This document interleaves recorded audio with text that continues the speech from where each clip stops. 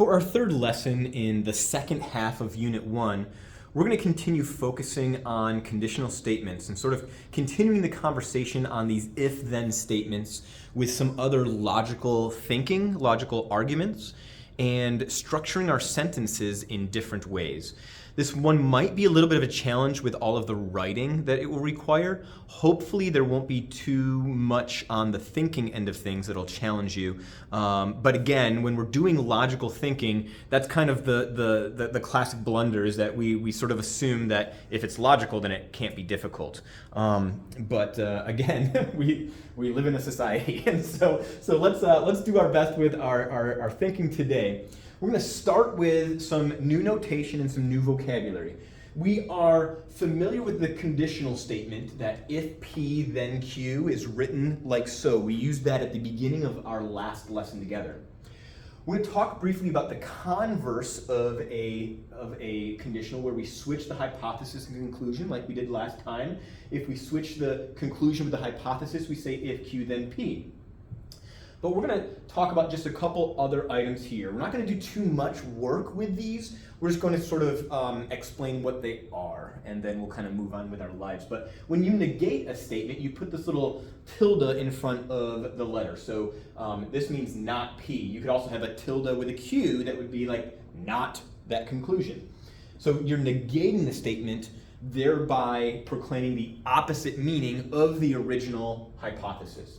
The inverse, and so we got converse, we have inverse, and then we're going to have contrapositive. The inverse of a statement is when you have our original conditional, but we say, if not hypothesis, then not conclusion. If not P, then not Q.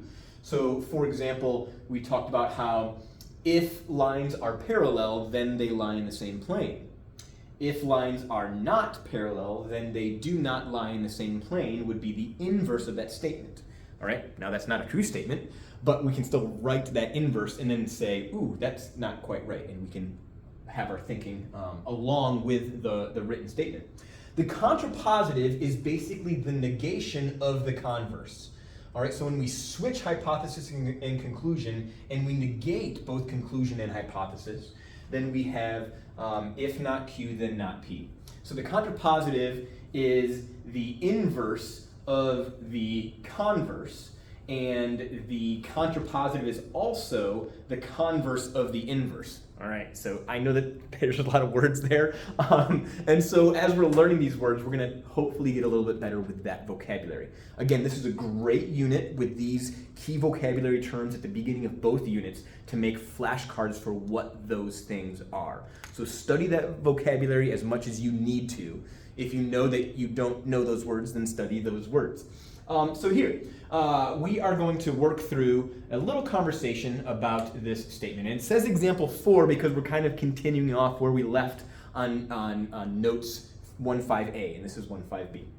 So write and determine the truth value of the inverse and the contrapositive of the conditional. If two whole numbers are both even, then their sum is even. The inverse would be if two whole numbers are not both even, then their sum is also not even. Here we have a situation where we have two whole numbers that are not even, but their sum is even, and we are stating that this inverse is actually false. The contrapositive, if not conclusion, then not hypothesis. So we're flipping the statement around, and we're saying if the sum of two whole numbers is not even, then the numbers are not both even. And here, this statement is actually true because we cannot determine a counterexample. All right? And so I want for you to think through the conditional, the converse, the inverse, the contrapositive, their truth values, etc. All right, biconditional statements. This is actually the meat and potatoes of the lesson right here. Those other things are important, but it's a little segmented there. We'll use that briefly, and then we'll spend most of our time over the next several months thinking about biconditional statements, not just conditionals and their converses, but can we write our statements as biconditional statements? So these are statements where both the conditional and the converse are true. They both have to be true. If they are not true, if one of them is not true, then we would just say this is not a reversible statement. But if it is, then we can combine them into a single statement using the phrase if and only if. If and only if. The way that we will structure it is hypothesis, if and only if conclusion, although it is also favorable at times and totally permissible to write conclusion, if and only if hypothesis. All right? We can write it like that if we so choose. All right? Generally speaking, I'm going to write my answer keys as hypothesis, if and only if conclusion, just to kind of keep that approach standard. Thinking about the truth table, again, if the hypothesis and the conclusion are true, then the biconditional is true.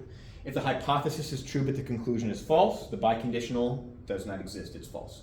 If the hypothesis is false and the conditional is true, and the conclusion is true, then the biconditional is false. If both the hypothesis and conclusion are false, then the biconditional is true. All right, so kind of a backwards way of thinking through things, but this kind of helps you think through your logical arguments. All right, again, not a requirement, but still something that I want for you to be aware of. All right, so let's consider writing some biconditionals, and then maybe as we proceed through these notes, check the truth table and see if you can apply that to the thinking on these other statements. So here, we are going to take this statement, and if it works, then we're going to write hypothesis, if and only if conclusion. If x equals 5, then x plus 15 is equal to 20.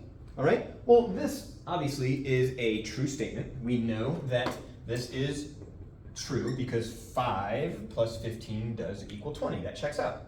The converse, if x plus 15 equals 20, then x must equal 5. All right? This is a true statement. All right? We know that that's true. So the converse is true. The conditional is true. So if I'm going to write the biconditional statement, I would write hypothesis if and only if, and then conclusion, x plus 15 equals 20.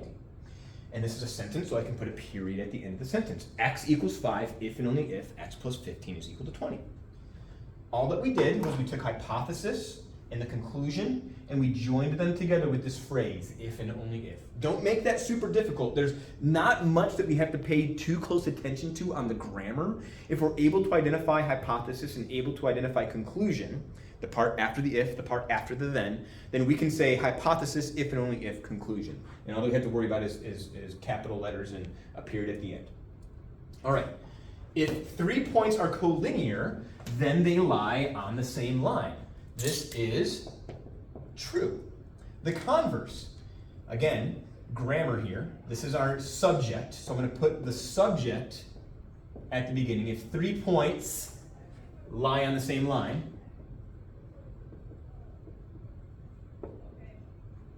then, now I can use they in the second half of the sentence. Then they are collinear. All right, so again, reinforcing that content from the first part of Unit 1. If 3 points are on the same line and they are collinear, yeah, that's a true statement. So this can be written as a biconditional statement. This can be written as a biconditional statement. Let's see if we can do that. The part that comes after if is 3 points is 3 points are collinear. So I'll say 3 points are collinear. We have the phrase if and only if. And then we have the conclusion. They lie on the same line.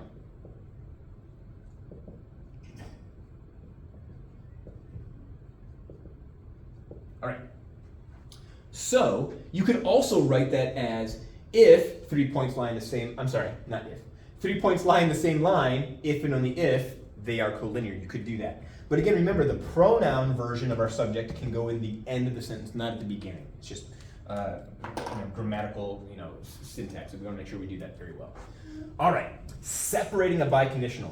This is supposed to be easy, but this is one of the most missed things on exam. All right, on the back of the first page of the test. So separating a biconditional out. So put a little star by this. There's going to be a question just like this on your test. Here we have a biconditional statement, and what we want to do is write the two conditional statements that make this biconditional. A number is divisible by 3 if and only if, all right, the sum of its digits, this is our conclusion, the sum of its digits is divisible by 3. So the way that we will do that is we will say if hypothesis, then conclusion. The other conditional statement is if conclusion, then hypothesis. If a number is divisible by 3, then the sum of its digits, is divisible by 3.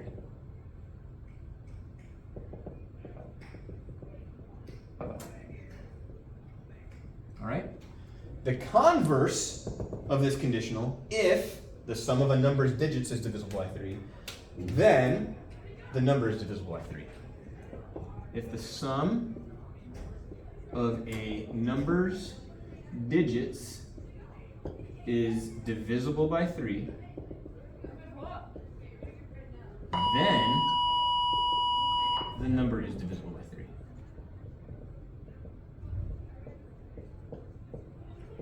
All right, I know I got bad handwriting, that's why I have to listen to what I'm saying also. So you're like, I couldn't read that. That's not an excuse. I said the words. So if the sum of a number's digits is divisible by 3, then the number is divisible by 3. If a number is divisible by 3, then the sum of its digits is divisible by 3. Both of those statements are true because the biconditional statement is true. We're just taking hypothesis, if and only if, conclusion, and we're writing if hypothesis, then conclusion, and if conclusion, then hypothesis. That's all that you have to do. It's pretty straightforward if we did well in the previous lesson, and also if you understand what the statement is asking you to do. All right? Don't make that difficult. All right. Now, thinking about where this applies, all right? Because a lot of times you're getting information and you want to know, okay, when would I put this to use in a way that is going to kind of demonstrate my understanding of this idea? Because we don't talk in if and only ifs too much, but we do talk in if-thens a lot. And so here is one way that we can think about applying biconditional statements with, let's say, vocabulary, all right? And so good definitions. A good definition is a statement that helps you classify whatever concept you are discussing, all right? Now, there are kind of some facets to clear definitions. There's nothing worse than getting a vocabulary list from your English teacher and then you have to look up what the words in the definition mean. You're like, okay, so I got the word, I got the definition, but I don't know what that means. Even though they tell you what it means, right? And so using clearly defined terms that are precise to accurately and precisely describe what we're talking about is kind of understood, right? That's kind of how we want to approach vocabulary. But this right here is maybe a new idea, reversible, basically meaning that we can write that as a biconditional statement. We can write a definition that's reversible as a biconditional statement, meaning that if we're talking about if an angle is acute, and I give a definition about what an acute angle is, then I should be able to flip that around so that my description of the acute angle only describes an acute angle, all right, if I have a good definition. We're going to say, oh, acute angles are small. Well, there's lots of things that are small. Acute angles are less than 90. There's a lot of things that are less than 90. So be specific about what it is that we are referring to when you say less than 90, when you say small. And so we're going to explore that here just in a little bit. So let's see if this clicks on. Did it go? All right, here we go.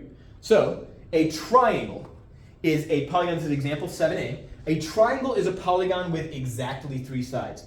Test the statement to see if it's reversible, and if so, write it as a biconditional. If not, we're going to say, I can't write this as a biconditional. It works this way, but it doesn't work that way.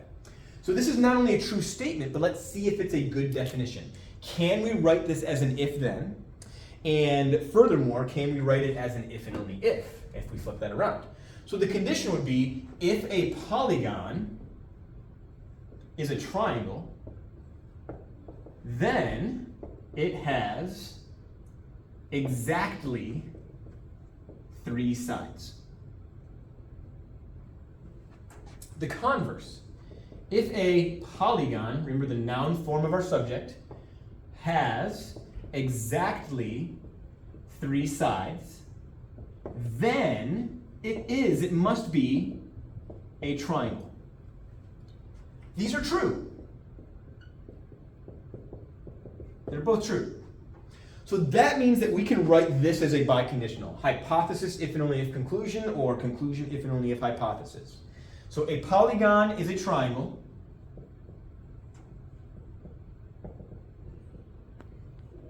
If and only if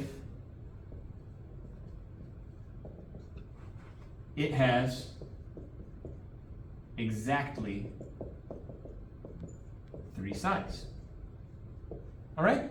So we took a statement, we considered it as a conditional, and we considered the converse of that conditional, saw that they were both true, and therefore we could write an if and only if statement. Hypothesis, if and only if conclusion. All right? Now let's take a look at a square here. A square is a 4-sided figure with at least one right angle. Now this is a true statement, but we're going to find out pretty quickly that this is not a good definition. It's okay to have a true statement, that doesn't mean that you've defined it, right? So a square is a 4-sided figure with at least one right angle. That's a true statement, but let's write it as a conditional. If a figure is a square, if a figure is a square, then it has at least one right angle. And that's true. But the converse is, if a figure has at least one right angle, then it is a square. That's not true. And I can provide a counterexample where I draw a rectangle that's not a square, and show that this figure has at least one right angle, but it is not a square. Or I could have drawn a trapezoid, all right? So for my biconditional, I can't write it. I'm not going to pretend that I write it. I'm just going to write not reversible. Reversible. It's not reversible is what I'm supposed to write there when it's not reversible, so I don't have to write a sentence that's not true. Here I did write a sentence that was not true, and that probably aggravated a lot of you, all right, to write a false statement. Okay, so as we kind of think about good definition versus bad definition, besides being able to write it as a biconditional or not, we can always provide a counterexample to show that our definition is a poor definition. So, what we'll do here is we'll say an apple is a fruit that contains seeds. This is a true statement. This is not a lie. This is fact. This is true. An apple is a fruit that contains seeds. But if we're going to do a counterexample, then we can replace it with another word. All right? An orange is a fruit that also contains seeds. That way, we have written the sentence again with a different word in there, and we have provided a counterexample. So what we've shown here is that this is not a good definition because it's not precise. All right? It's not reversible, meaning that if I'm talking about a fruit that contains seeds, I'm talking about all fruits, right? Not just apples. It is true for apples, just like it's true for oranges, but it's not a good definition of an apple. It is a characteristic of an apple, but not a good definition. All right. Keep this summary in mind. This summary sheet we're going to use at the beginning and the middle of our work. So have these summary statements written down, and then that should be the end of the lesson. Please let me know if you have any questions.